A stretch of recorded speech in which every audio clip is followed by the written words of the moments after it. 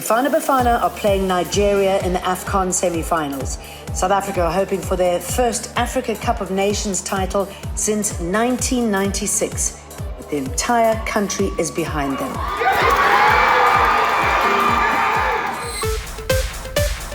This is Eyewitness News. But this time tomorrow, President Cyril Ramaphosa will be delivering his 8th State of the Nation address, possibly one of his most important. The question is, could it be his last?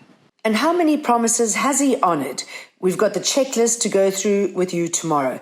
And if Ramaphosa does not announce the election date during his address, he has 15 days in which to do so. By law, the country's next poll should be held between May and August.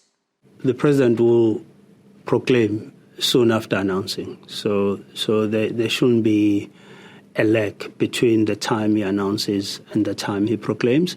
All depends on his schedule on that particular day in which he will announce. The National Joint Operational and Intelligence Structure says it's satisfied that all deployments are in place to ensure the address takes place in a peaceful, safe and secure environment.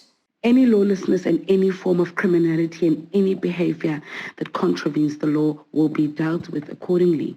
No disruptions will be allowed and tolerated by law enforcement. It was simmering when we left Johannesburg in Gauteng for Cape Town this morning, and it's got a whole lot hotter. Temperatures hitting the high 30s in some areas. The South African Weather Service has issued a heatwave alert for the province as well as the northwest. The hot conditions are expected to persist until Friday. In what's becoming a common occurrence, another seismic event was felt in several areas in Johannesburg last night. It's understood the epicenter of the quake was Soweto, while aftershocks could be felt in areas including Roodepoort. The preliminary results show that an earthquake occurred yesterday at around 8:54. The earthquake registered a local magnitude of approximately 3.4. And at this point, there has not been any reports of damage to property. According to the Council for Geoscience's website, a magnitude 3.3 tremor was recorded last week. The epicenter there was also in Soweto. And do you know what is happening in your neighborhood? 14 Ethiopian nationals escaped from a house in a leafy suburb in Johannesburg last night. The discovery was made after they smashed windows and doors to escape from the property. They were reportedly held capture for a couple of months. The reason is unclear. And pain at the pumps. From today, we can expect to pay around 22 Rand 92 cents a litre for 93 unleaded, while 95 will set you back 23 Rand 24 cents. That's after the Mineral Resources and Energy Department announced that the cost of petrol across both grades is set to rise by 75 cents per litre, while diesel will see an increase ranging from 70 to 73 cents per litre.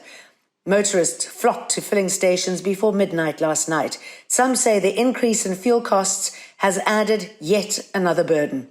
After that 6-month-long Jan, it's looking tough. It's looking tough for Feb. It's not looking good at this point. Gotta be kidding me again. We just came out of January and now the fuel is going up in the beginning of Feb. It's horrible. We pay more for petrol than our neighboring country, which we export petrol. The latest hike is attributed to higher international oil prices, geopolitical risks of oil cargo attacks, and adverse weather in the US affecting production.